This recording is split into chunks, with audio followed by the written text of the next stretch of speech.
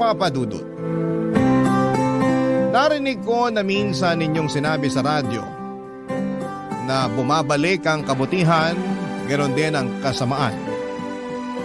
Simula nung narinig ko yon ay napaisip ako ng husto sa mga bagay na nagawa ko sa nakaraan na nagresulta sa akin ng mga bagay na nangyayari sa kasalukuyan. At kaya ako sumulat sa inyong istasyon ay upang hingi ng payo ng mga kabarangay natin tungkol sa aking sitwasyon. Itago niyo na lamang ako sa pangalang Vanessa, 32 years old at taga Rizal.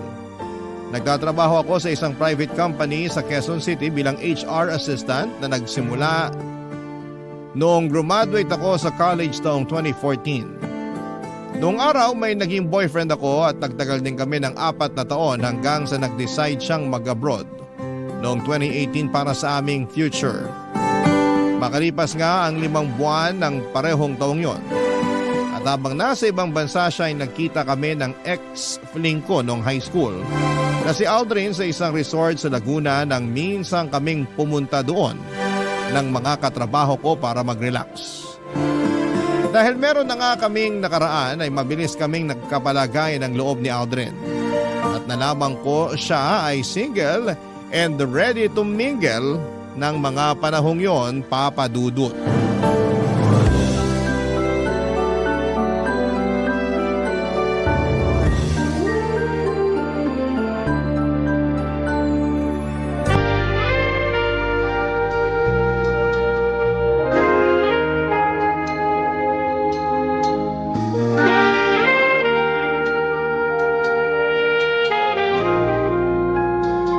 Grabe, hindi ko akalain na magaling ka pala sa kama.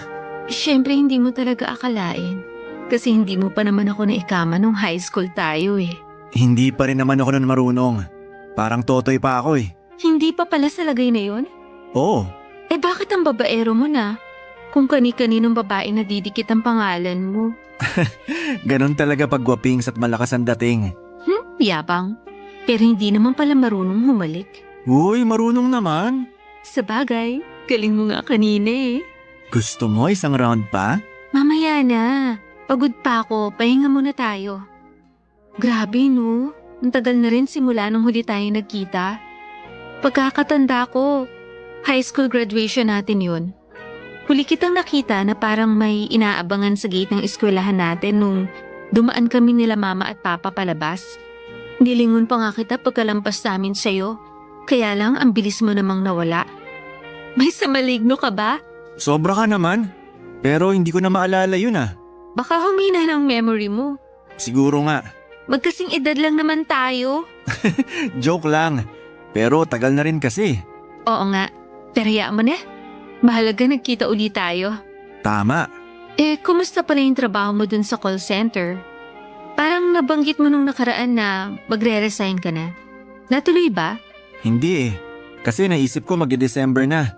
Sayang yung 13-month pay. Siguro sa susunod na taon na lang. Ikaw talaga, mautak ka rin eh. Alam mo yan, HR ka eh. Oo. Pero naniniwala naman ako na hindi mo aalisan yung kumpanya mo kung matino sila sa mga tauhan nila. Oo, tsaka pwede rin naman na gusto lang namin mag-improve sa mga career namin o sumubok ng ibang bagay. Bakit? May naiisip ka ba na bagong career? Wala pa nga eh. Pero tsaka na yun, di pa naman ako aalis sa trabaho. Oh, eh ikaw ba? Anong ako? Hindi ako naghahanap ng bagong career, just for you to know. Alam ko naman. Pero yung itatanong ko talaga anong plano mo ngayon sa boyfriend mo? Hanggang kailan mo siya planong lokohin? Yun nga eh. Pagkatapos nung nangyari sa atin, parang bigla akong nakonsensya. Ibig mong sabihin gusto mo nang tigilan yung ginagawa nating panloloko sa kanya? Hindi. Yung gusto kong tigilan yung relasyon namin kasi... kasi wala na rin naman yung patutunguhan. Malayo siya sa akin. Pakiramdam ko mag-isa ako. Mahirap pala yung ganito. Yung bang sa cellphone lang kayo nag-uusap, tapos madalas sandali lang kasi iba oras dun sa kanila. Ilang buwan na nga ba siya doon? 5. Pero kahit na, kung noong mga una hanggang 3 buwan nakakapagtiis pa ako sa setup namin, pwesto mga sumunod, narealize ko na hindi ko pala talaga kaya yung LDR. Para ako mababaliw. Lalo na nasanay ako na malapit lang kami sa isa't isa sa loob ng 4 na taon ng relasyon namin. Kaya hindi mo ako masisisi na nagawa ko sa kanya tong panluloko ko. Hindi naman kita sinisisi. Gusto ko lang malaman mo na masaya ako kasi nagkita ulit tayo at naging close. Tsaka kung magiging single ka na, naisip ko, pwede tayo magsimula ulit, lalo single rin naman ako. Talaga? Totoo ba yan? Oo naman. Totoong totoo.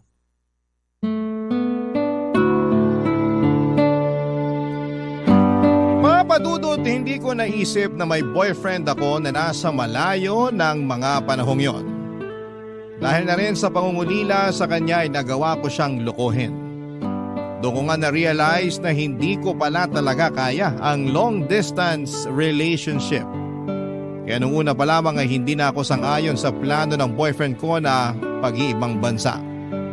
Although nangako naman siya sa akin na pasusunod ako doon, alanganin pa rin ako dahil ayokong mapalayo sa pamilya ko rito sa Pilipinas.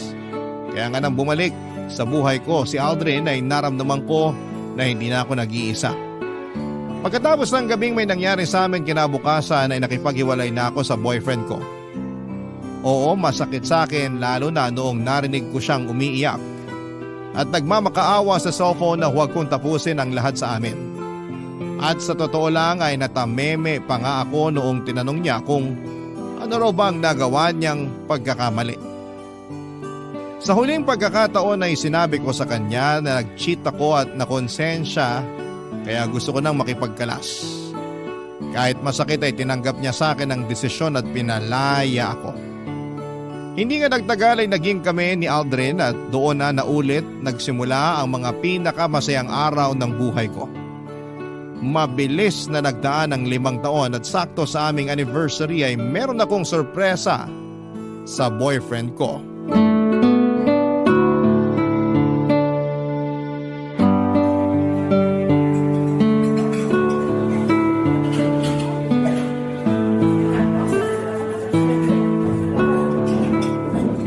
Happy anniversary, mahal!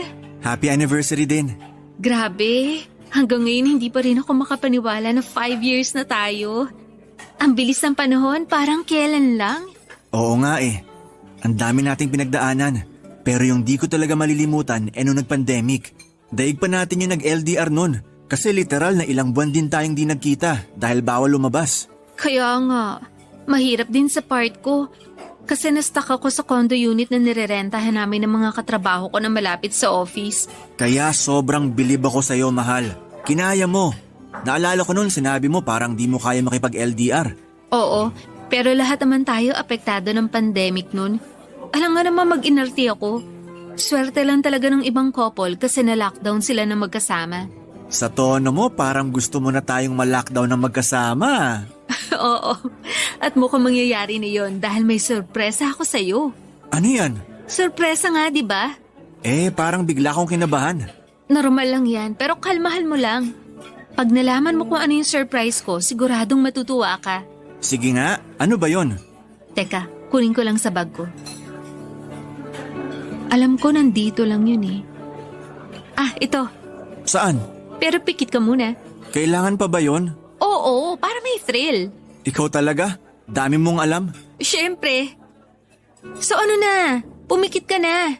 Ito na, pipikit na. Kailangan ko rin bang magbilang ng 1, 2, 3? Pwede rin naman. Yan, nilagay ko na sa harap mo. Dilat ka na. Sige. Ano yan? Surprise! Magiging tatay ka na! Hala, totoo ba to? Hindi ka nagbibiro, mahal? Bakit naman ako magbibiro? Siyempre, totoo yan. Noong nakaraang araw pa talaga yan. Kanina, bago ako pumunta dito sa restaurant para sa anniversary dinner natin, dumaan muna ako sa OB para magpa-check up. Tapos confirm. Gusto mo makita ultrasound ng baby natin? Oo naman, sige. Patingin ako. Sige. Kunin ko lang sa bag. Ah, ito oh. Tignan mo yung sonogram ko. Yan yung baby natin. Oo nga. Magiging tatay na nga ako. Masaya ka ba? Tinatanong pa ba yan? Siyempre masayang masaya ako. Sa sobrang saya ko parang gusto kong sumigaw. Yan naman yung wag mong gagawin. Kasi baka kalad ka rin tayo ng guard palabas. Mukha pa naman masungit si Manong. Oo nga. Pero joke lang naman yun. Masaya lang talaga ako. Ako rin naman eh.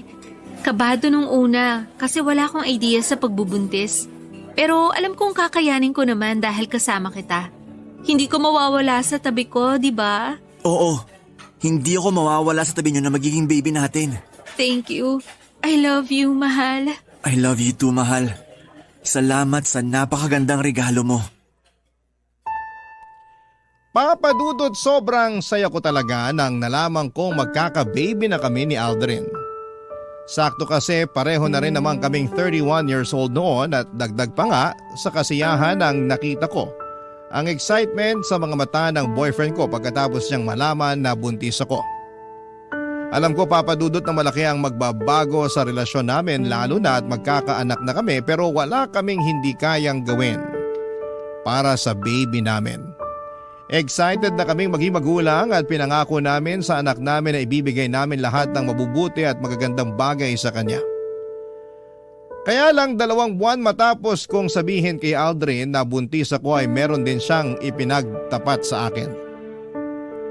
At yon ay ang plano niyang pagsunod sa tiyuhin niyang barista sa Singapore para doon ay magtrabaho. Nung una ay nagtampo ako sa kanya dahil ayaw ko talaga ng LDR, pero pinarealize sa akin ni Aldrin na kailangan kong kayanin dahil gagawin lang naman daw niya yon para sa anak namin at sa magiging pamilya namin sa hinaharap, Papa Dudut. Barangay Love Stories. Barangay Love Stories. Papa Dudut, ginawa ko naman ang lahat ng makakaya ko para hindi kainin ang matinding lungkot habang nandito ako sa Pilipinas at nasa Singapore si Aldrin. 4 na buwan na noon ang tiyan ko nang umalis siya bago siya tulungang sumampa sa eroplano ay nangako sa akin ng boyfriend ko na lagi kaming mag-uusap sa cellphone para hindi ko raw maramdaman na malayo kami sa isa't isa. Naniwala at nagtiwala ako sa kanya dahil alam ko na para rin naman sa baby namin ang pag-iibang bansa niya. Oo, kahit ayoko ng LDR ay sinantabi ko ang sarili kong kapakanan para sa anak namin. Maayos naman ang unang 3 buwan namin ni Aldrin bilang LDR couple. Challenging lalo, paano namin pinagkakasya sa ilang minuto ang lahat-lahat na mga nangyari sa araw namin sa aming kwentuhan. Pero sa tulong ng mga kaibigan ko na matagal na rin sa ganong setup ay nakakuha ko ng tip kung paano mapapanatili ang init at saya ng relasyon namin. Kaya lang nung nag-4 na buwan na si Aldrin sa Singapore ay napansin ko na dumalang ng pakikipag-communicate niya sa akin. Bagay na hindi ko na kinatutuwa, Papa Dudut.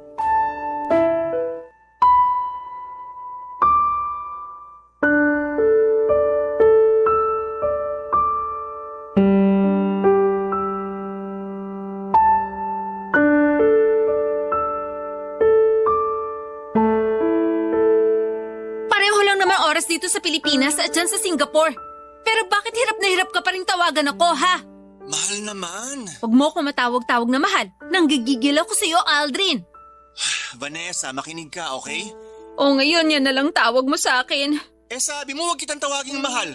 Ano gusto mong itawag ko sa'yo? Kahit kailan napakahina mong umintindi. Siyempre kahit ayoko na tawagin mo kung mahal, ibig sabihin nun gusto ko pa rin talaga. Ay, kahit kailan labo niyo talaga mga babae. Ayaw daw pero gusto. Ano kaya yun? Basta. Naiinis pa rin ako sa'yo. Bakit ka ba kasi naiinis? Kasi wala ka ng oras sa akin. Dati naman bago tayo matulog nakakapagkwentuhan pa tayo. Pero ngayon hindi na. Kasi madalas nauna ka na matulog. Pagod nga kasi ako sa trabaho. Tapos lagi pa kaming overtime. Kaya hindi na rin tayo nagpapang-abot. Kapag nag-online ako, ikaw naman yung offline. Malamang. Anong oras ka ba nag-online? Madaling araw na. Maawa ka naman sa akin, buntis ako. Alam ko naman yun. Kaya nga hindi sumasama ang loob ko pag hindi tayo nakakapag-usap. Ganon? Oo. Pwes ibahin mo ko, kasi masama ang loob ko. Mali ko bang dinadahilan mo lang yung trabaho mo dyan, pero yung pala may iba kang babae. Yan naman yung hindi ko magagawa. Loyal ako sa'yo, no? Tsaka magkakaanak na tayo. Makukuha ko pa bang magloko? Anong malay ko? Yung iba ko ang katrabaho, may 2 o 3 na ngang anak pero iniiwan pa rin ng mga asawa at kinakasama nila kasi nakahanap na ng iba. Hindi ako katulad nila kaya wag mo akong ikumpara sa kanila. Hindi raw. Pare-pareho lang naman kayo mga lalaki. Baka nakakalimutan mo na sa ating dalawa, ikaw yung nag-cheat sa boyfriend mo noon. Bakit bigla mo namang pinasok sa usapan yan? Nakakainis ka na eh. Sumusobra ka na sa pambibintang mo sa akin. Kung alam mo lang yung hirap ko rito sa ibang bansa para lang masustentuhan ko kayo na magiging baby natin, para sabihin ko sa'yo hindi madali. Tapos ikaw tamang hinala lang dyan. Sino ba kasi may desisyon na pumunta ka dyan? Di ba ikaw lang din? Hindi mo pa nga sinabi sa akin no na may plano ka palang sumunod sa tsuhin mo dyan sa Singapore. May pasabi-sabi ka pa na hindi ka mawawala sa tabi namin ng anak natin. Pero hindi mo naman tinupad. Nak naman ang... Alam mo, napipiko na ako sa'yo Baba na kaya kita ng cellphone. Sige, subukan mo para hindi mo na kami makontak ng anak mo. Anong ibig mong sabihin? Alam mo kung anong ibig kong sabihin, kaya wag ako, Aldrin. Okay, I'm sorry. Pagod lang talaga ako sa mga away na ganito. Kaya please naman mahal, wag na tayong mag-away Hindi lang tayo mag-aaway kapag umuwi ka na rito sa Pilipinas. Ano? Sabi ko, umuwi ka na dito sa Pilipinas. Walong buwan na tong tiyan ko. Anong plano mo? Manganganak ako nang wala ka sa tabi ko? Pero hindi ba tapos yung kontrata ko rito? Sayang naman mga ginastos ni Tito para lang makapunta ako rito sa Singapore. Wala akong pakialam. Mamili ka. Magstay ka dyan o hindi mo na kami makikita ng anak mo kahit kailan. Ano? Sagot! Papa Dudut, hindi niyo ko masisisi kung gano'n na lamang ang nararamdaman ko ng mga panahong yon. 8 buwan na akong buntis, sa susunod na buwan ay manganganak na ako. Sa loob ng 4 na buwan ay emosyonal ako dahil malayo sa akin si Aldrin, tapos ay nawalan pa siya ng oras sa akin dahil sa pagiging abala niya sa trabaho. Praning din ako na baka niloloko na pala niya ako at dinadahilan lamang niya ang kanyang trabaho doon. At kahit na pinabulaanan niya yon ay hindi ako naniwala sa kanya. Sabihin niyo nang takot din ako sa sarili kong multo mula sa panlolokong ginawa ko noon sa ex-boyfriend ko. Dahil sa pananakot ko kay Aldrin na hindi ko ipapakita sa kanya ang anak namin. Kapag hindi pa siya umuwi ng Pilipinas ay walang nagawa ang boyfriend ko kundi ang pagbigyan ng gusto ko. Bumalik siya ng bansa kahit na masama ang loob niya sa akin. 2 linggo bago ko manganak ay nag-decide kaming magrenta ng apartment malapit sa pinagtatrabahuhan namin sa Quezon City. Kaya lang nung nanganak na ako, na-CS ako at noong nakalabas na ako sa ospital ay nahirapan kaming mag-adjust sa panibago naming buhay kasama ang baby namin. Doon na kami nag-usap at nagkasundo na uuwi muna kami ng anak namin sa bahay ng parents ko na nasa Morong Rizal. Nag-offer din kasi ng tulong ang mama ko sa pagbabantay sa akin at sa baby namin, lalo't bawal pa akong magkikilos dahil operada ako. Pero hindi namin siya makakasama doon dahil masakip ang bahay namin at marami kaming nakatira doon. Kaya si Aldrin ay uuwi na lang din muna sa kanila sa Fairview at dadalaw na lamang sa amin sa Morong. Nagbalik call center agent na rin siya para may ibang tustos sa amin. Mabilis na lumipas ang 3 buwan. Masasabi ko na unti-unti na akong nakaka-recover mula sa panganganak. Makakabalik rin ako sa trabaho pero habang sinusulit ko pa ang maternity leave ko ay si Aldrin muna ang sumusuporta sa aming mag-ina. At siya rin ang paruot pa rito sa bahay namin para bumisita.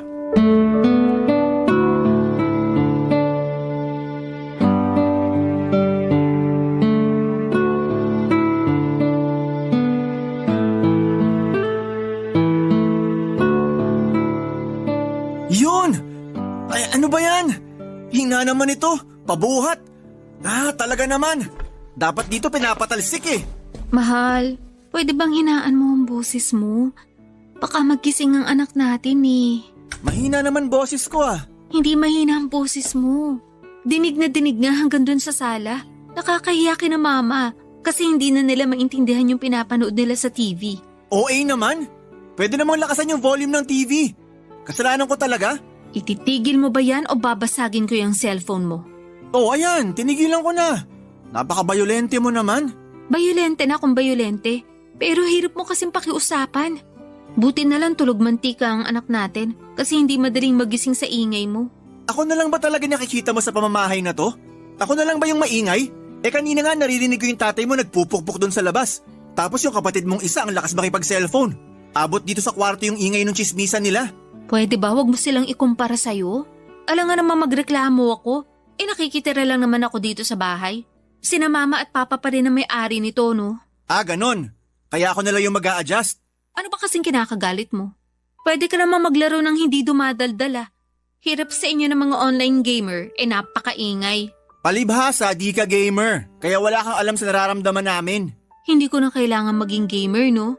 Diyan pa lang sa anak mo, ubus na ang oras ko. Ni hindi na nga ako makapagsuklay ng buhok o makapaligo man lang pag hindi hawak ni mama yung baby natin. Tapos makukuha mo pa maglaro katulad ng ginagawa mo? Wala namang masama sa paglalaro ko Wala nga, pero... Pero ilugar mo naman. Huwag naman sa tuwing nandito ka sa bahay para dalawin kami ng anak mo. Kasi nakakainis na Ano namang nakakainis doon? Hirap sa'yo, masyado mong pinapansin lahat. Papansinin ko talaga kasi wala ka ng oras sa amin ng anak mo. Lagi ka nalang naglalaro sa cellphone mo tuwing nandito ka sa bahay. Buti sana kung mahaba yung oras na nilalagi mo rito, hindi naman. Maya-maya uuwi ka na rin tapos hindi pa tayo nakakapag-bonding. Ano ba kasing bonding ang gusto mo? Gusto mo na bang sundan na agad natin yung anak natin? Siyempre hindi. Bastos ka. Anong bastos doon? Tingin mo sa akin yun lang yung habol ko sa'yo? Malay ko. Sabi mo kasi wala na tayong bonding Oo, pero hindi yun ang sinasabi ko. Wala ka namang sinasabi kung ano. Kaya malamang maiisip ko yun. Tsaka bakit ngayon ka pa naging conservative? May anak na tayo. 5 taon na rin tayo magkarelasyon. Mag-6 na taon na nga Kahit na. Sana man lang, naisip mo na bagong panganak ako. Ni hindi pa nga naghihilom na maayos yung tahi ko tapos naiisip mo na talaga yung bagay na yun? Kung ikaw kaya yung magbuntis at manganak nang malaman mo yung hirap naming mga babae. Sorry na. Surihin mo mukha mo. Mahal naman Buisit. Naaalibadbaran ako sa pagmumukha mo.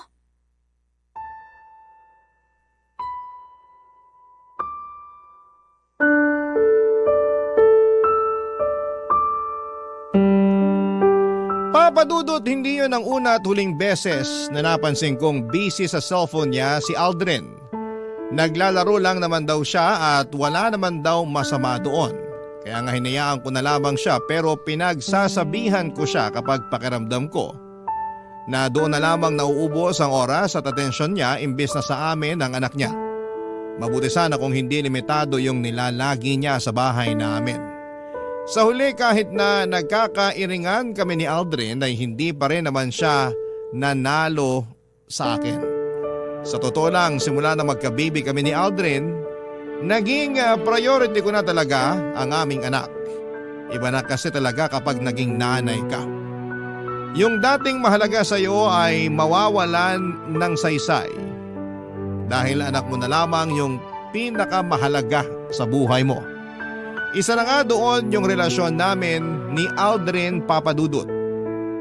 Lalo kong dati praning ako na baka maghanap siya ng iba pag hindi ko siya nabantayan ng husto.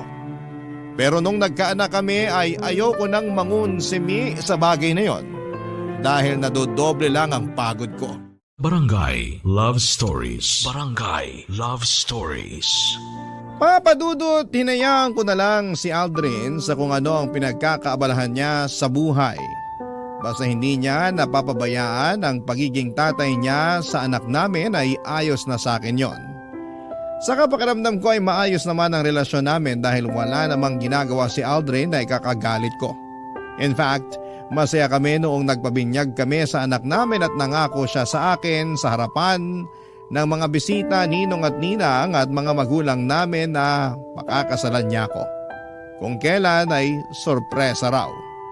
Siyempre niwala ako sa kanya dahil deep inside ay gusto ko rin namang maikasal sa lalaking mahal ko. Kaya lang akala ko ay okay talaga kami pero mukhang nagkamali ako.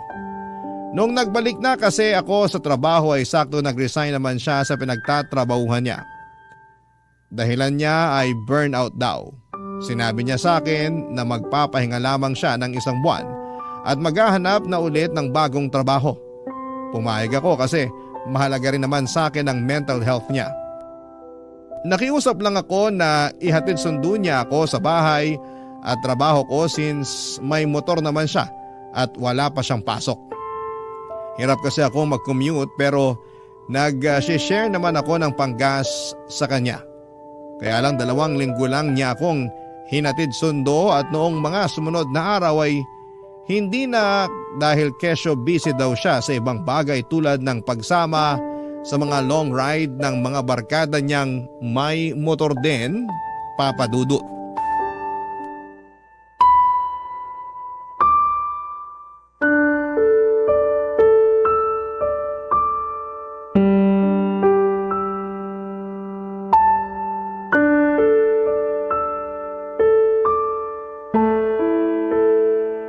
Mag-usap nga tayo, Aldrin. Nag-uusap na tayo. Huwag mo nga akong pilosopahin. Seryoso ako. Seryoso rin naman ako ah. Sabi mo mag-uusap tayo. O ayan, nag-uusap na tayo. Tsaka pwede ba? Kung aawayin mo ako, wag mo na lang din akong kausapin. Wala ako sa mood makipagtalo. Pagod ako. At ikaw pa talaga yung wala sa mood? Kumusta naman ako? Tsaka ano yun? Pagod ka? Wala ka namang ibang ginagawa kundi makipag-long ride sa mga barkada mo. Huwag mong sabihin na dun ka napapagod. Oo, dun nga. Wow, kapal naman talaga ng pagmumukha mo. Bakit ba kasi? Napapansin ko panay sama mo sa mga barkada mo magmotor. Imbis na ihatid sundo ako sa trabaho. Lagi mong dahilan pagod ka. At hanggang dito ba naman sa pagpunta mo sa bahay, yan pa rin nirarason mo? Yun nga kasi yung totoo. Tsaka sorry na kung hindi na kita nihahatid sundo. Babawi na lang ako sa'yo. Wala ka nang babawian kasi ayoko na. Kung pagod ka, mas pagod ako. Anong ibig mong sabihin? Kung umasta ka, akala mo kung sino kang walang anak? Hindi pa lang tayo magkasama sa iisang bubong pero hindi ibig sabihin hindi mo na kami responsibilidad.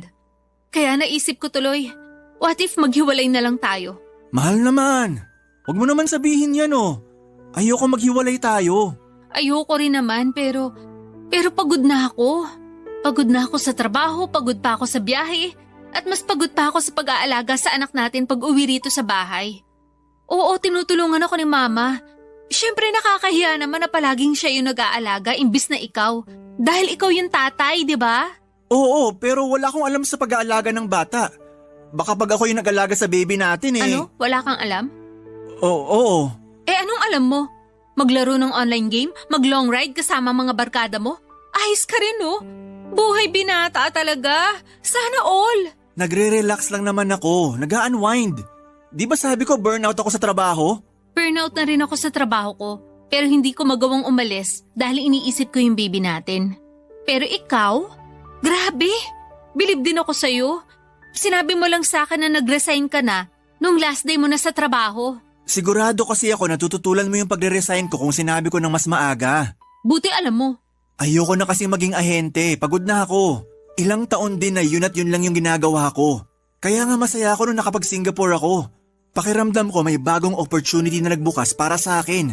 Kaya lang bigla mo naman akong pinauwi rito sa Pinas. Hanggang ngayon ba naman, sinisisi mo pa rin ako sa pag-uwi mo? Oo. Nagalit sa akin yung tito ko. Sinayang ko raw yung opportunity dahil nakinig ako sa'yo. Kaya nga nakikipaghiwalay na ako sa'yo ngayon para magawa mo na yung gusto mo. Total mas masaya ka naman sa ibang bansa habang malayo sa amin ng anak mo eh. O di kaya dyan sa mga barkada mo. Doon ka na. Umalis ka na sa pamamahay namin at sa buhay namin ng anak ko. Papa Dudut, maiksi na ang pasensya ko pero lalo pang umiksi sa mga baluktot na katuwiran ni Aldrin. Para sa akin wala na siyang karapatang umastang binata dahil may anak na kami. At hindi porke hindi kami nakatira sa isang bubong ay gagawin na niyang excuse ang mga bagay na yon. Nakuha niya pa talaga na magpakasarap samantalang ako nagpapakahirap sa pagkayod para sa amin kahit na operada ako. Parang ang unfair naman noon kaya nga hinamong ko na lamang siya ng hiwalayan. Bagay na hindi naman niya pinatulan. Nakiusap siya sa akin na ayusin pa rin daw namin at sa huli ay pumayag naman ako. Pagkatapos ng pag-uusap namin yon, nakala ko ay titino na si Aldrin pero lalo pa siyang lumala. Hindi nga nagtagal ay may nakarating sa aking balita na may regular siyang inaangkas na babae sa motor niya habang naglo-long ride. Nagalit ako sa boyfriend ko at pinaamin ko siya. Nag-deny pa ang mokong pero sa huli sinabi niyang nagugustuhan na niya yung naturang babae. Kinumpara niya pa nga ako doon sa babaeng yon, bagay na ikinagulo ng isip ko. Ang kapal ng mukha niya. Akala ko ay ayos lamang kami pero nagkamali ako. Yun na rin ang naging hudyat para tuluyang ko nang tapusin ang aming relasyon at makipagkalas sa kanya. Makalipas nga ang 2 linggo ay nalaman ko na mag-on na sila ng babae niya. Grabe ang gigil ko na mga panahong yon, lalo na kinukonsinti lang din pala siya ng mga magulang at pamilya niya. Hindi nagtagal ay nagkasundo kami na mag-co-parenting na lamang sa anak namin. Pero isang araw ay may nalaman ako sa mama ko. Noong minsang dinalaw ni Aldrin ang aming anak sa bahay, Papa Dudut.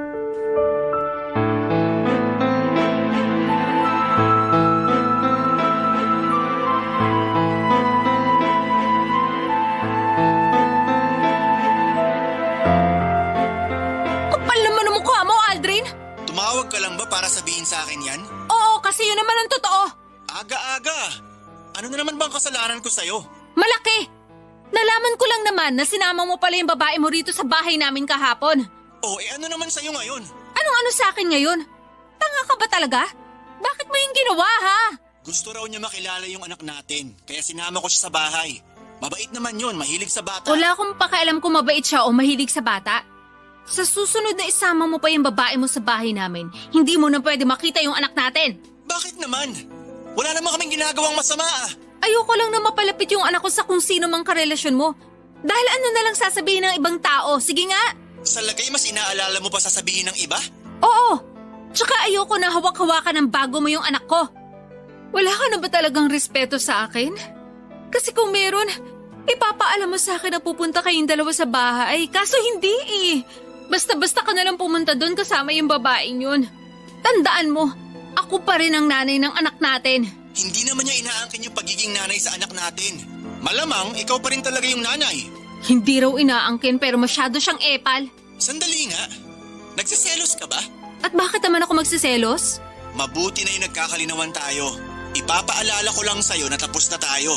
Ikaw pa nga yung nakipaghiwalay sa akin kaya wala kang karapatan na magselos dyan. Hindi ako nagsiselos.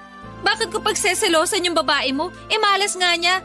Kasi siya naman yung susunod na mangungunsumi sa'yo. Ay, hirap sa'yo. Wala kang bilib sa akin. Buti pa yung girlfriend ko. Proud na proud sa akin. Paano ako magiging proud sa'yo? Diskarte mo, bulok.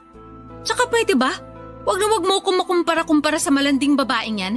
Tandaan mo na malaki ang kasalanan niyo sa akin. Lalo ka na, Aldrin. Kaya huwag kang umasta na akala mo ikaw ang biktima rito. At sinong biktima rito? Ikaw? Baka nakakalimutan mo. Kung cheater ako, cheater ka rin. Kaya wala kang karapatan na magsalita ng ganyan. Niwala sa ating dalawa yung malinis. Pareho lang tayong manloloko rito. Kung iinsultahin mo lang ako, mabuti pa wag na wag ka nang pumunta sa bahay. Hindi mo na pwede makita ang anak natin. Wala kang kwentang tatay! Vanessa naman, pag-usapan muna natin to. Tapos na tayo, di ba? Kaya wala na tayong dapat pag-usapan pa. Please, wag mong ilayo sa akin yung anak ko. Pangako, hindi ko na isasama sa bahay niyo yung girlfriend ko. Dapat lang. Dahil malapit ko na kayong pagbuhuli na dalawa. Papadudot, binabaan ko na o nang tawag si Aldrin noong panahon na yon dahil parang sasabog na ang dibdib ko sa sama ng loob. Ang kapal kasi ng mukha niyang ilapit ang anak ko sa babae niya na siyang dahilan kung bakit nasira ang pamilya namin.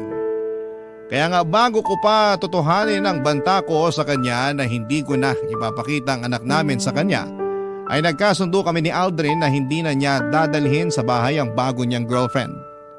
Pinagbawalan ko rin siya na pumunta sa amin pag wala ako para makasigurado ako na hindi niya kukunin sa akin ang anak ko.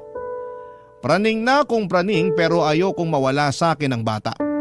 Kung tatanungin ninyo ako kung kumusta ang puso ko ay masasabi kong naninibugho ako o nagsiselo sa babaeng ipinalit sa akin ni Aldrin. Pero hindi ko yon pinapahalata sa dati kong boyfriend dahil ayokong magmukhang mahina sa harapan niya. Abot langit ang galit ko sa kanila lalo na sa tatay ng anak ko dahil hindi na niya ako nirespeto nang pumatol siya sa ibang babae samantalang may anak na kami. Sa kasalukuyan ay focus ako sa anak ko at sa pagpapalaki sa kanya. Si Aldrin naman ay dumalang na ang pagbisita sa bata pero hindi ko na masyadong inalam kung bakit. Bahala na siya sa buhay niya. Ayoko ng problema kaya okay lang na nawala na siya sa buhay ko. Pero napaisip tuloy ako. Karma ko na yata ito kasi nagloko ako noon sa dati kong karelasyon. Kung oo, totoo nga na bumabalik ang kabutihan, pati na rin ang kasamaan. Hanggang dito na lamang po ang sulat ko at sana'y mapili po ninyong i-ere sa inyong programang Barangay Love Stories. God bless po Papa Dudut and more power sa inyong programa. Ang inyong forever kapuso at ka-barangay, Vanessa. Dear Papa Dudut, lahat naman siguro tayo ay deserve ng second chance. Lalo na kung pinagsisihan na natin ang mga kasalanan natin. Yun kasi ang paniniwala ko lalo ngayon na humihiling ako ng ikalawang pagkakataon sa dati kong kinakasama na si Arnie.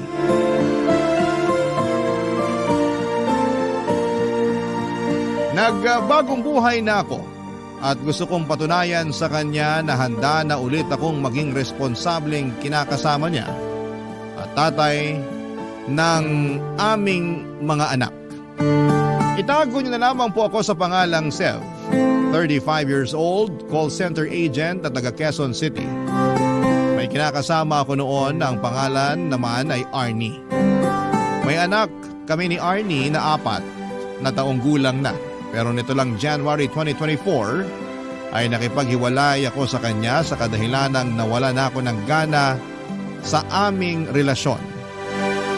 Hindi na siya yung babaeng nakikita ko na gusto ko pang makasama sa pagtanda. At kahit na alam kong masakit ay ginawa ko pa rin ang tingin ko ay nararapat, Papa Dudut.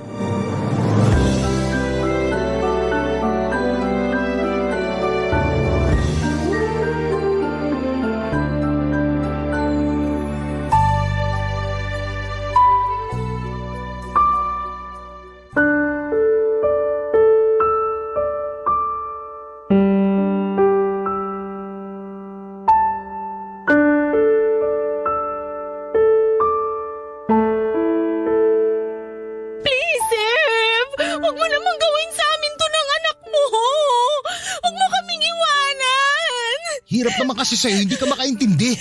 Hindi na nga kita mahal. Wala na rin saysay na magsama pa tayo. Bakit? May iba ka na ba? Huwag kang makulit. Huwag mo nang i-deny! Ganun naman talaga kadalasan ang rason ng mga lalaki pag gusto na nilang makipaghiwalay.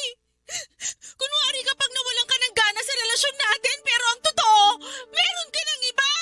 Ano naman sa'yo kung meron na akong iba? Masama ba yun hindi naman tayo kasal? Anong dahilan yan? Tanga ka ba? May anak na tayo, Sev! Hindi ko naman tatalikuran yung pagiging tatay ko sa anak natin. Magsusustento pa rin ako kahit hiwalay na tayo. Palayain mo na ako. Akala mo ganun lang kadali yun? Mahal kita, Sev! 5 taon tayo na nagsasama. Tapos ipagpapalit mo ako sa babaeng ngayon mo palang nakilala? Makaka-move on ka rin. Ano ba kasing nagawa ako? Sabihin mo nga! Pangit na ba ako kaya ayaw mo na sa akin? Hindi na ba ako masarap sa kama? Pwede ba? Huwag kang mag-umpisa ha. Gusto ko lang naman malaman para alam ko kung anong babaguhin ko. Wala ka nang dapat baguhin. Desidido naman ako na hiwalayan ka. Pero sige, para lang sagutin ko yung tanong mo. Oo, malaking bagay yung itsura mo kaya naumay na ako sa'yo. Nakikita mo ba yung sarili mo sa salamin? Kasi kung hindi, pues, tignan mo maigi para malaman mo kung gaano ka kamanas. Para kang balyenang naglalakad. Ang itim pa ng batok mo. Nakakahiya ka na isama sa mga pinupuntahan ko. Ha? Akala ko ayos lang sa'yo na mataba ako. Nung una yon, hanggang sa tawagin ka ng tangke ng LPG ng mga katrabaho ko. Imbis ay pagtanggol mo ako sa mga katrabaho mo, hinayaan mong insultuhin na lang nila ako ng ganon? Pinagtanggol naman kita. Kinumbinsi pa nga kita na magpapayat eh. In-enroll pa kita sa gym pero sabi mo, ayaw mo nang ituloy kasi nakakatamad. Paano hindi ako tatama rin? Abala na ako sa pag-aalaga sa anak natin at pag-aasikaso sa'yo. Mabuti sana kung nag-aalala ka sa kalusugan ko eh. Pero mukhang mas nag-aalala ka sa sasabihin ng ibang tao sa'yo. Oo, mas inaalala ko yun kasi nakakahiya. Sinimulan na rin nila akong tuksuin kaya doon ako nawalan ng gana sa'yo. Kaya ka naghanap ng mas sexy sa akin, yun ba? Oo! Sexy siya at mas maganda sa'yo. Napakawalang iya mo! Buo na talaga yung desisyon ko. Gusto ko nang makipaghiwalay sa'yo. Swerte mo nga eh. Sa itsura mong yan, hindi ko na pinatagal yung panloloko sa'yo. Kapal ang mukha mo! Buisit ka. Tingnan mo, nagdugo tuloy yung labi ko dahil sa sampal mo. Kulang pa yan kumpara sa ginawa at mga sinabi mo sa akin! Ayan! Ayan pa yung isang ayaw ko sa'yo. Masyado kang bayolente at taklesa. Sige lang, pagpatuloy mo lang yan. Mas lalo ko na talagang naiisip na tama ang desisyon ko na makapaghiwalay sa'yo. Tandaan mo na kapag umalis ka sa pamamahay na to, wala ka nang babalikan! Hinding-hindi na kita tatanggapin uli sa buhay ko! Kahit magmakaawa ka pa at umiyak ng dugo! Tigas naman ang mukha mo na isipin na babalik pa ako sa'yo. Ikaw ang kahit na umiyak ng dugo, hindi pa rin magbabagong isip ko. Iiwan na talaga kita. Ayoko na makisama sa mga tulad mo na mukhang ulikba.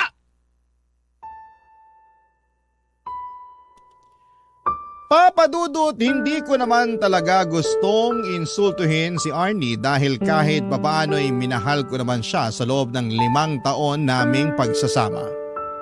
Kaya lang ay masyado siyang desperadong alamin ang dahilan kung bakit ayaw ko na sa kanya. Bagay na medyo nagpainit sa ulo ko kaya nasabi ko ang katotohanan. Hindi ko rin maintindihan kung gaano ba kahirap tanggapin na ayoko na siyang makasama. Pasalamat nga siya, handa pa rin akong magsustento sa anak namin.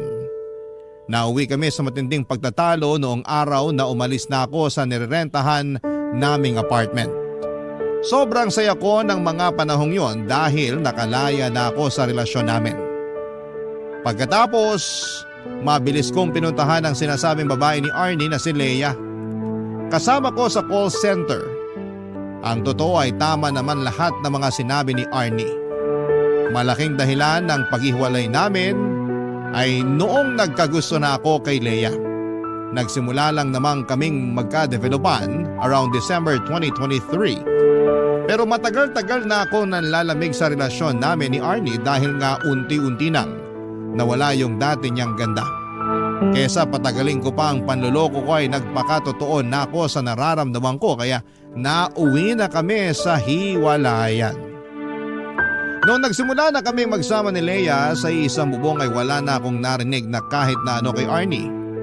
Oo, nagsusustento pa rin ako para sa anak namin at pinapadala ko na lamang yung pera. Pero pinagbawalan ako ni Leia na makipagkita sa anak ko. Bagay na pinagbigyan ko naman kasi mahal ko na siya. Mabilis na lumipas ang 6 na buwan at nakita ko na lamang ang sarili ko na napapaisip kung ano na ang kalagayan ng mag-ina ko. Huling balita ko yung umalis sila ng anak namin sa apartment na nirerentahan namin at umuwi sa nanay niya na taga Marikina.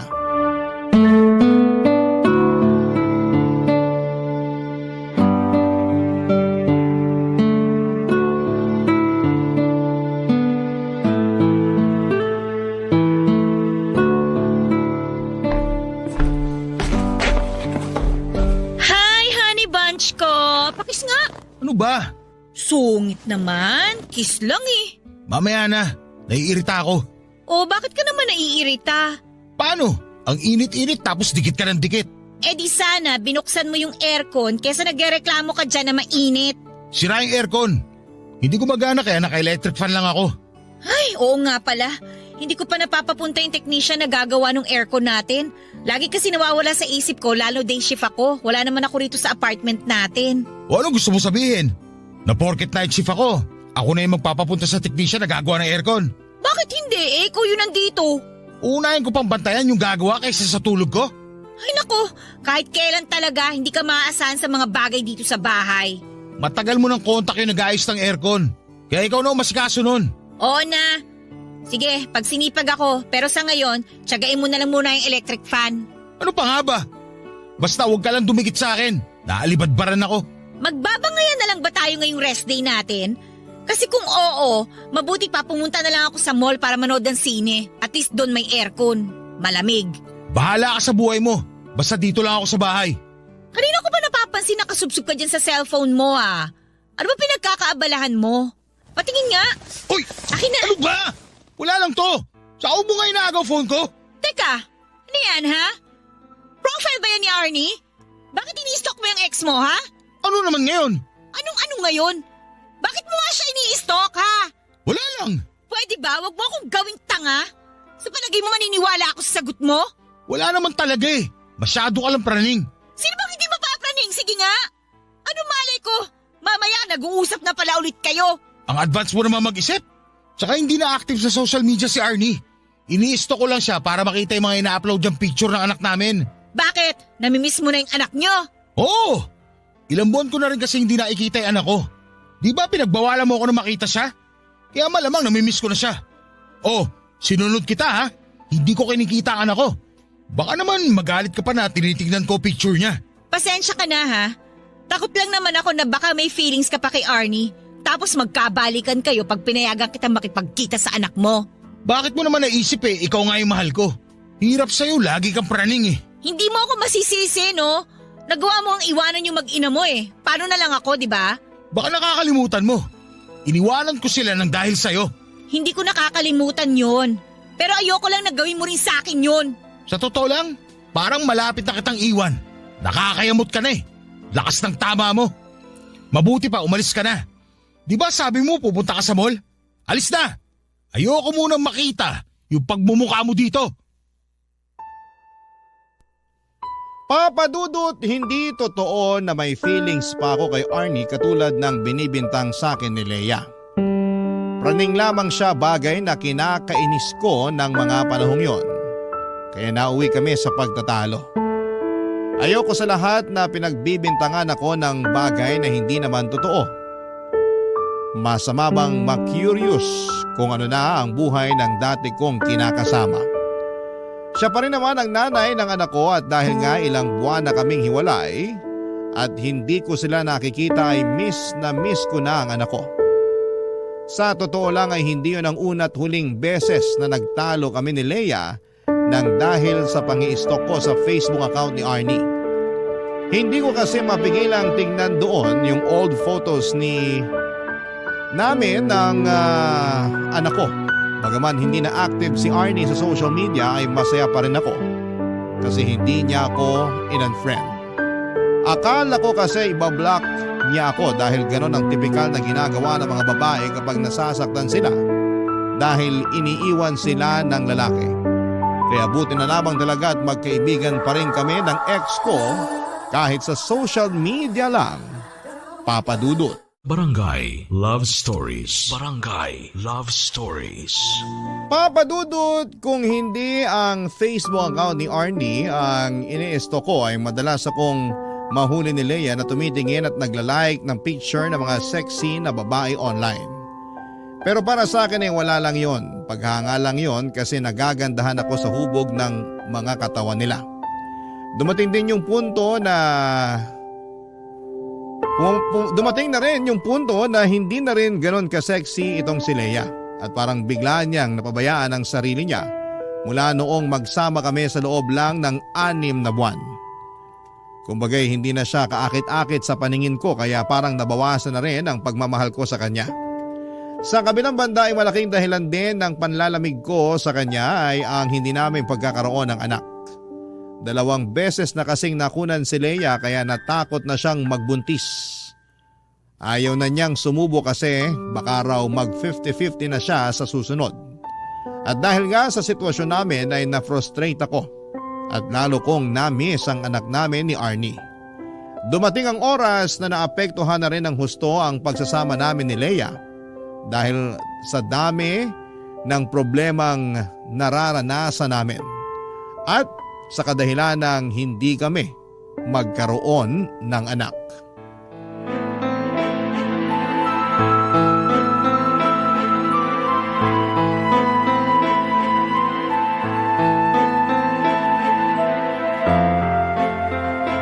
Peste namang buhay to, oh. Sev, ano ba? Bakit mo ba binabasag yung mga plato? Nagtatanong ka pa talaga? Naiinis ako! Ikaw pa yung naiinis dyan, pinayagan na nga kita makipag-inuman sa mga katrabaho mo? Tapos pag-uwi mo magwawala ka? Ayos ka rin talaga, ha? Wala kang pakialam kung gusto ko magbasag. Sa naiinis ako eh. Bakit ka ba naiinis? Kasi inggit na inggit ako doon sa katrabaho ko. Piruin mo, kinuha ba naman akong ninong na anak niya? Nung nakita ko yung baby, sobrang cute. Ang sarap buhatin at yakapin. Bigla ako tuloy na miss yung anak ko na hanggang ngayon, hindi ko pa rin nakikita kasi ayaw mong puntahan ko. Hindi pa ba sapat na nagsusustento ka sa anak niyo ni Arnie? Bakit kailangan mo pang puntahan yung bata? At saka kahit na gusto mong makita yung anak mo, ang tanong, papayag ba yung nanay niya? Maikiusap ako. Pakikiusapan ko si Arnie na payagan ako makita yung anak namin. Hindi niya pwede ipagkait yung bata sa akin. Miss na miss ko na yan ako. Kumalma ka na, Sev! Ano ba? Alam mo, kasalanan mo lahat to eh. Ha?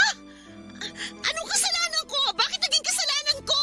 Kung binigyan mo lang sana ako ng anak, eh di sana hindi ako naiingit sa katrabaho ko. Hindi ko rin sana namimiss yung anak ko kay Arnie. Kung makapagsalita ka, parang ginusto ko na makunan ako, ah. 2 beses ko namang sinubukan na magbuntis para mabigyan ka lang ng anak. Pero ayaw talaga eh! Nang dahil lang doon, sumuko ka na. Sana sinubukan lang natin na sinubukan. Ang dali lang sa'yo na itapon sa akin yung sisi. Hindi kasi ikaw yung nakukunan. Hindi ikaw yung nagbubuntis. Ito, natatakot na ako. Sef, hindi mo ba nararamdaman yung takot ko? Baka mamatay ako pag pinilit natin na magkaanak tayo. Yun din naman ang sinabi ng OB eh. Diba? Yung pinuntahan natin na OB yun na sinabi sa atin. Hindi ka ba nakikinig? O sadyang lutang ka lang palagi? Basta ang alam ko, ayaw mo na subukan natin kasi duwag ka. Hindi ako duwag! Kahit ano pang sabihin mo, duwag ka pa rin. Yung ibang babae, gagawin lahat mabigyan lang ng anak yung mga kinakasama nila. Pero ikaw, 2 beses lang nakunan, sumuko ka na. Ano bang tingin mo sa akin? Paanakan mo lang? Ayos ah. Parang ikaw pa yung galit na humihingi ako ng anak. Marami namang paraan para magkaanak tayo. Pwedeng tayo mag-ampon. Ampunin mo yung mukha mo! Huwag kasing sarado yung utak mo, Sev. Maraming bata sa ampunan na nangangailangan ng kalinga ng isang magulang. Wala akong pakialam sa mga yon. Maghintay sila nang aampo sa kanila. Ayoko na hindi sila galing sa akin. Alam mo, namumuro ka na talaga eh. Dahil lang ayaw mo na ulit subukang mabuntis, gusto mo na ngayon mag-ampon? Ang kitid ng utak mo! Ikaw ang makitid ang utak! At sumasagot ka pang hayop ka, ha? Sige! Sige! Subukan mo saktan ako na may kalagyan ka sa barangay! Akala mo kung sino ka? Napakakapal ng mukha mo!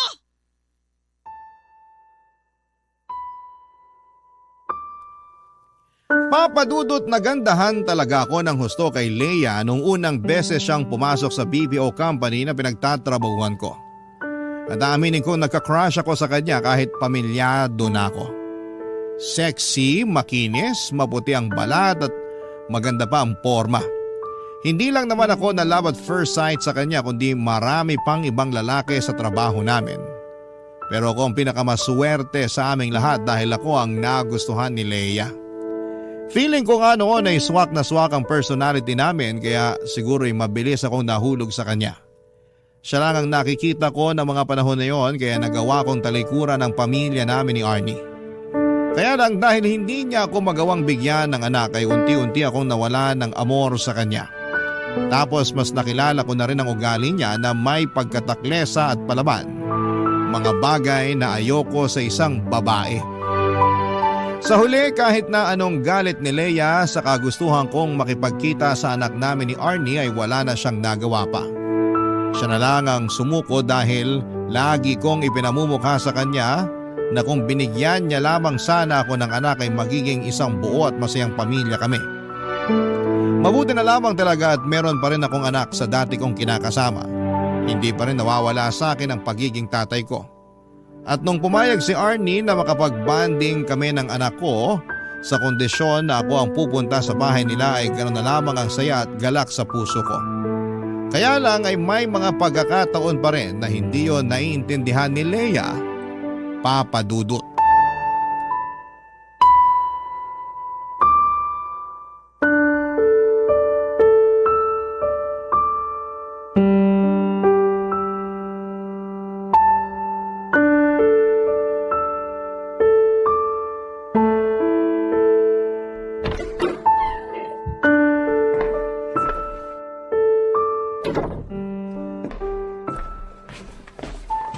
Oh, bakit nandito ka sa bahay, Leia? Akala ko may pasok ka. Paano ako makakapasok? Masama ang pakiramdam ko.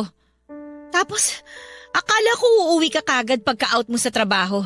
Pero anong oras na Inaabot ka na ng hapon sa labas. Nakauwi na ako.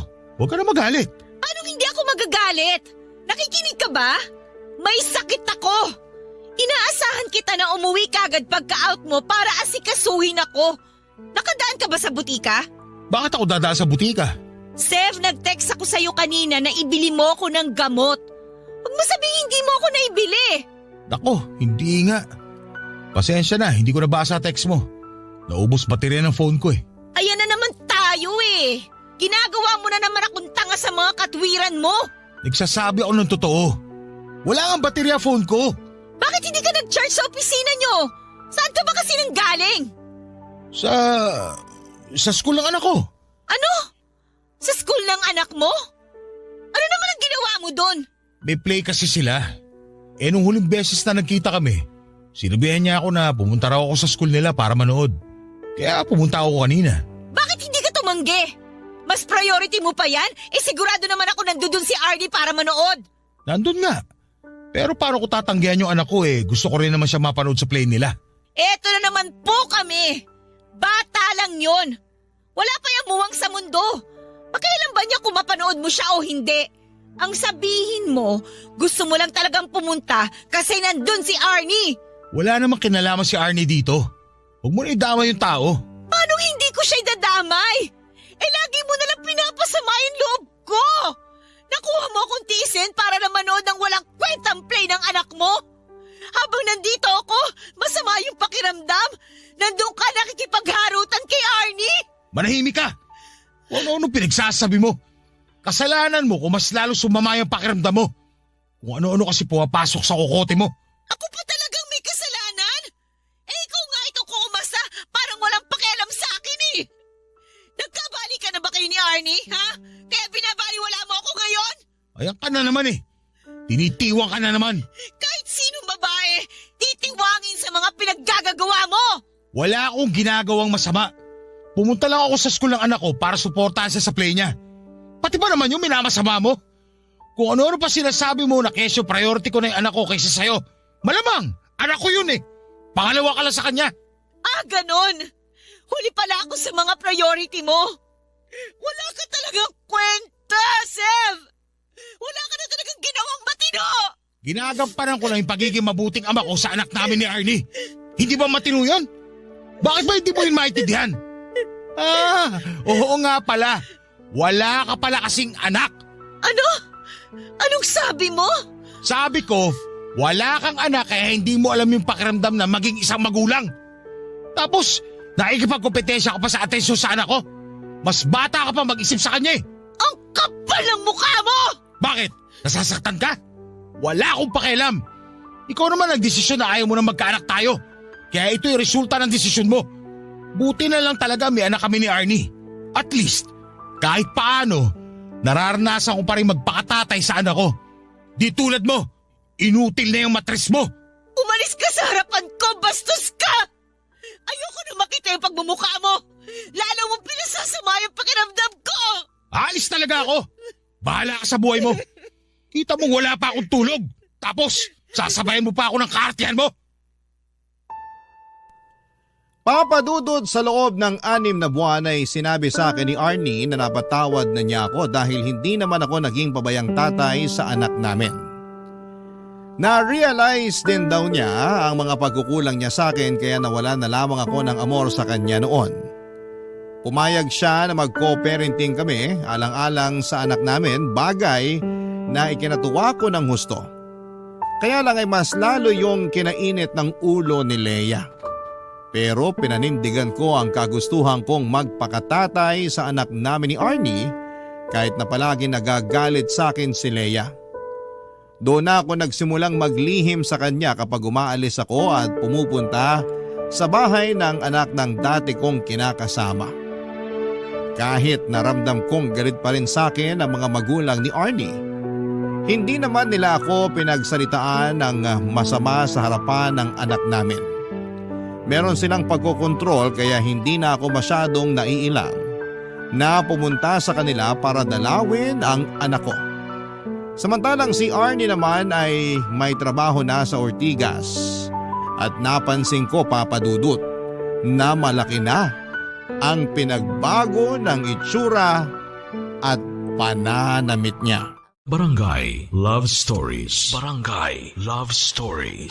Papadudot, dahil po sa madalas naming pagtatalo ni Leia at pakiramdam ko na hindi niya ako naiintindihan sa mga desisyon ko, ay unti-unti nang nagkaroon ng lamat ang aming pagsasama. Madalas nga ay nakikwento ko pa yon kay Arnie at pinapayuhan niya ako na huwag ko na raw gawin kay Leia yung bagay na ginawa ko sa kanila noon ng aming anak. Doon ako tinalaban ng hiya at konsensya, kaya imbes na makinig sa payo niya, naisip ko na sana'y hindi ko na lamang sinira ang pamilyang meron kami noon. Ilang gabi ko ring inisip kung ano ba talaga ang gusto ko mangyari sa buhay ko. Kung ipagpapatuloy ko pa ba ang pakikisama kay Leia o makikipaghiwalay na lamang ako. Sa huli nag-decide ako na gawin ang sa palagay ko ay tama at nararapat. At yun nga ay ang tapusin na ang relasyon namin ni Leia. Bagay na hindi niya na-appreciate at dahilan kung bakit sobra siyang naggalit sa akin noon, Papa Dudut.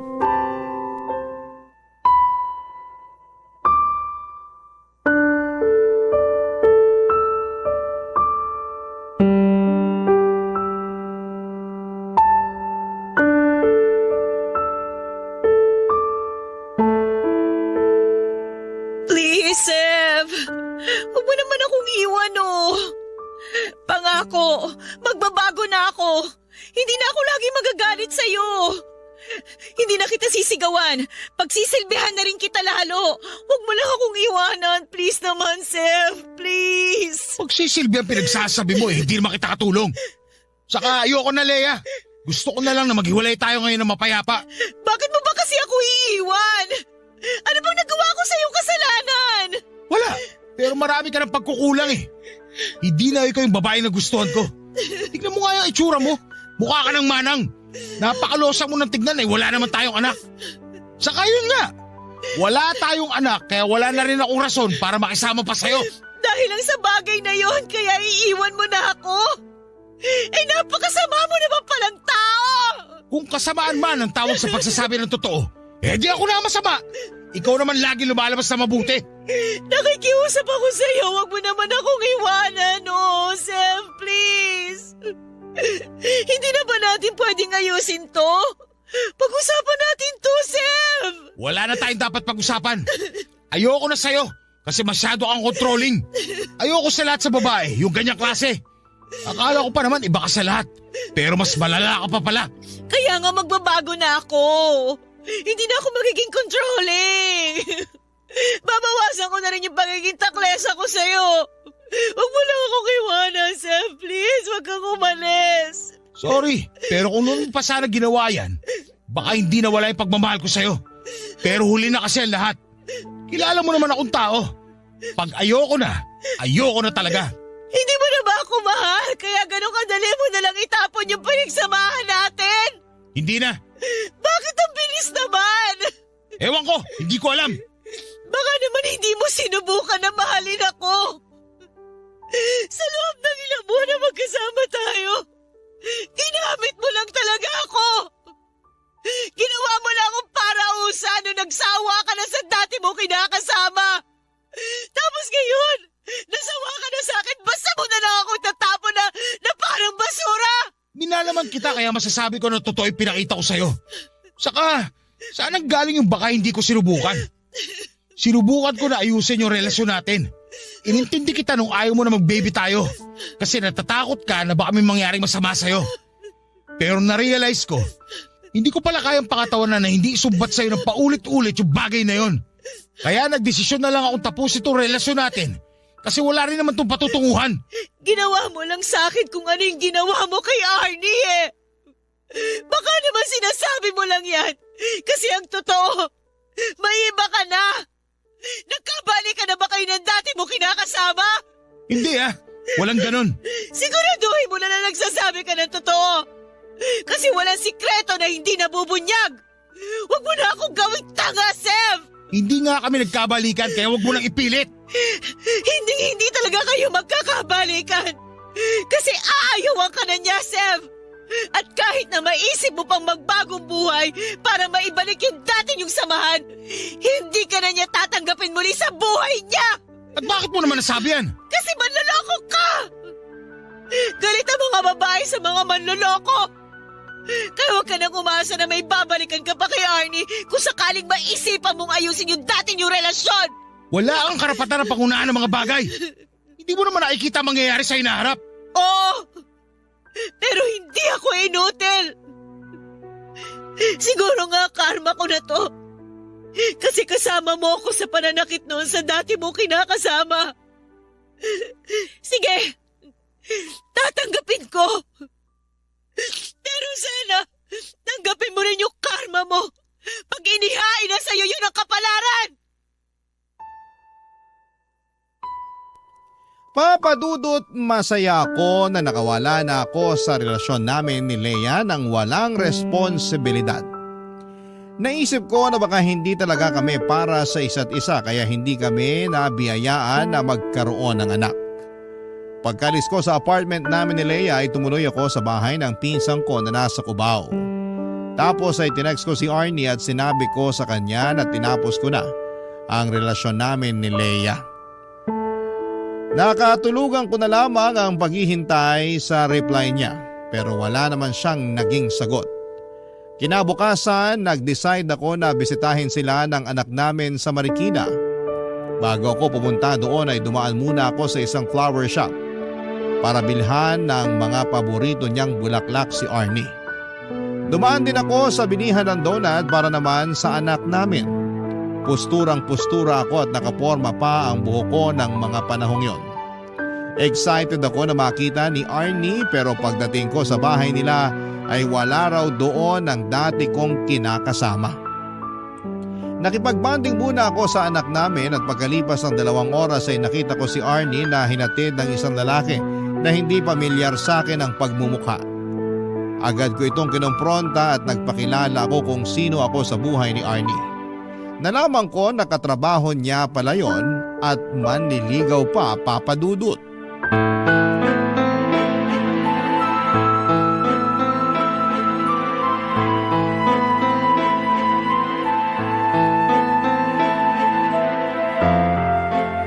Seth, mag-usap nga tayo.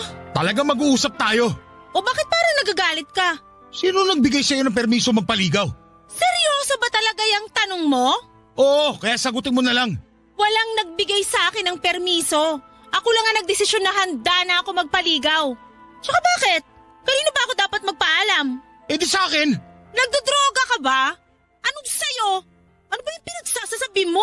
Kasi ako pa rin ang tatay ng anak mo. Kaya may karapatan pa rin ako sa'yo. Sira na siguro tuktok mo, no? Baka nakakalimutan mo, hiwalay na tayo. Kahit na ikaw pa ang tatay ng anak natin, iniwan mo na kami. Pinagpalit mo kami kay Leia, di ba? O bakit ngayon bigla ka nagkakaganyan? Hindi mo ba nabasa yung text ko sa'yo kagabi? Wala na ako matatanggap na text message mo, nagpalit na ako ng number. At bakit ka nagpalit? Akin na yung bago mong number, dali! Kapal mo! Kaya nga ako nagpalit para hindi mo na ako makontak eh. Tapos na tayo, kaya wala na rin namang saysay na magkausap pa tayong dalawa. Hindi ko naman pinagkakait sa'yo yung anak mo eh. Kung gusto mong pumunta dito sa bahay para dalawin siya, pumunta ka. Welcome ka naman dito sa bahay ng mga magulang ko. Pero kung pupunta ka man, di mo na kailangang ipaalam sa akin. Hindi na rin naman mahalaga. Kung ganun, hindi mo nga alam ang tungkol sa amin ni Leia. Kailangan ko pa bang malaman? Hiwalay na kami, Arnie. Ako nakipaghiwalay sa kanya. Oo, talaga? Oo, kasi... Huhulaan ko. Hindi mo na siya mahal kasi hindi na siya yung babaeng nagustuhan mo. Yung maganda, yung sexy. Tama ako, di ba? Arnie naman. Wala nang bago ron. Yun din naman dahilan mo kaya ka nakipaghiwalay sa akin nun. Aaminin ko na medyo loko-loko ko nun. Kaya ako nagawa yun sa'yo at sa anak natin. Pero nagbago na ako ngayon. Aanin ko naman yung sinasabi mong pagbabago. Sige nga. Kasi gusto ko magsimula ulit tayo. Gusto kong itama yung mga pagkakamali ko sa inyo ng anak natin. Kaya sana bigyan mo pa ako ng second chance. Alam mo, kung nagbibiro ka, congrats kasi napatawa mo ako. Hindi ako nagbibiro. Seryoso ako. Gusto kong makipagbalikan sa'yo at magsimula ulit tayo. Mas gugustuhin ko pang iumpog ulo ko sa pader kaysa makipagbalikan sa'yo. Matapos ang ginawa mo sa akin noon, palagay mo, may natitira pa akong pagmamahal para sa'yo? Oo, nirerespeto kita bilang tatay ng anak ko, pero di na sapat yun para pabalikin pa kita sa buhay ko. Bakit? Dahil meron ka ng iba? O ano naman sa'yo ngayon? Anong akala mo? Ikaw lang may karapatang makipagrelasyon? Hindi ka pwedeng mapunta sa iba dahil mahal kita. Wala akong pake. Wala ka ng karapatan na diktahan ng buhay ko. Kapal ng apog mo na sabihin na dapat akong humingi ng permiso sa'yo bago ako magpaligaw? Bakit? Sino ka ba sa buhay ko? Wala na ba talagang katiting na pagmamahal sa puso mo para sa akin? Wala na ba talaga akong pag-asa sa'yo, Arnie? Walang-wala na. Matagal nang wala. Sinabi ko sa'yo no na pag iniwan mo ko, wala ka nang babalikan. Kaya ano pang inaasahan mo? Mula nung araw na umalis ka, inumpisahan ko nang alisin ka sa sistema ko. Kahit na masakit, kahit na paulit-ulit kong naririnig sa isip ko yung mga sinabi mong pang-iinsulto sa akin. Lahat ng pang-aalipusta mo sa pagkatao ko, lahat yon kinaya ko. Wala ka na nga narinig sa akin pagkatapos nun, di ba? Hinayaan ko na kayo ni Leia na magsama kasi baka ako lang naman talaga ang hadlang sa love story niyong dalawa. Hindi ko na kasalanan kung naghiwalay kayo kasi siguro karma niyo yun dahil pareho kayong manloloko. Arnie naman, huwag ka naman ganyan sa akin. Ikaw ang wag gumanyan-ganyan sa akin dahil pag ako nainis, baka tanggalan na kita ng karapatan sa anak ko. Kaya maayos-ayos ka, Sev. Huwag mo na akong pakialaman sa buhay ko. Nag-uumpisa na uli ako maging masaya. Mag-focus ka na lang sa sarili mo. Huwag kang papalya sa pagsusustento sa anak ko. Naku, Sev, sinasabi ko sa'yo. Tsaka tigil-tigilan mo na yung kakadrama mo, di bagay sa'yo. Mukha kang tanga. Papadudot na pahiya talaga ako ng husto ng gabing yon kaya umalis na lamang ako sa bahay nila. Pero habang nag-aabang ako ng masasakyan ay hindi ko na napigilang maiyak dahil sobrang sakit ng mga sinabi niya sa akin. Para kung sinaksak ng milyong patalim sa dibdib at kulang na lamang, ay hilingin ko na sana'y masagasaan na lamang ako ng mga panahong yon. Alam ko naman na nagkasala ako kay Arnie pero sobrang sakit palang karma na makita siyang masaya sa piling ng iba. Sa ngayon, papadudot ay ayoko pa ring sukuan si Arnie. Gusto ko siyang ligawan katulad nung unang beses ako nagkagusto sa kanya. Gusto kong patunayan, papadudot, sa dati kong kinakasama na nagbagong buhay na ako. Lahat naman ng tao ay deserve ang second chance, hindi ba? Kaya naniniwala ako na deserve ko rin yon. Maraming salamat po, Papa Dudut, sakaling mapili po ninyong i-area ang storya ng buhay ko sa Barangay Love Stories. Hanggang dito na lamang po ang sulat ko and God bless sa inyong lahat. At salamat po in advance ng inyong forever kapuso at kabarangay, Sev.